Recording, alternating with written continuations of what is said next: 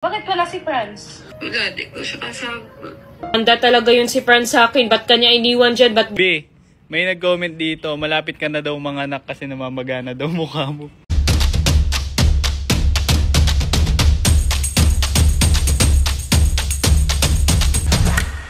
B, may nag-comment dito, malapit ka na daw mga anak kasi namamagana daw mukha mo. Namamanas na daw. Normal lang yun, guys. Namamanas mukha ko.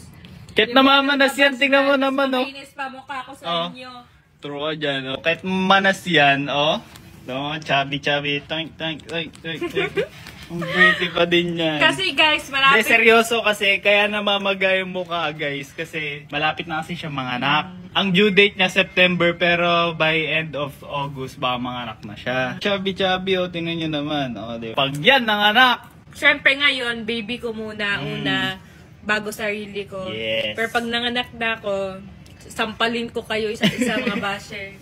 So yun guys, kakatapos ko nga lang pala maligo. Ayan. Ito nga pala yung sabon na ginagamit namin ni Bobby. Ayan. Niacinamide Whitening Soap. Meron na siyang 10 times whitening effect. So, ako kahit buntis ako, ito yung ginagamit ko sa katawan. Kasi pwede siya sa buntis. Yes. Pwede siya sa lactating mom, pwede siya sa... And napakamura niya lang guys.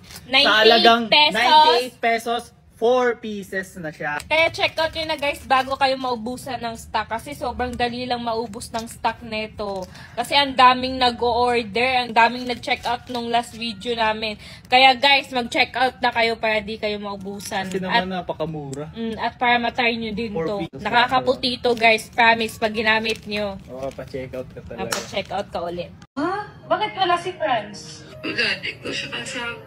Handa talaga yun si Franz sa akin. Ba't kanya iniwan dyan? Ba't di kanya sinamahan?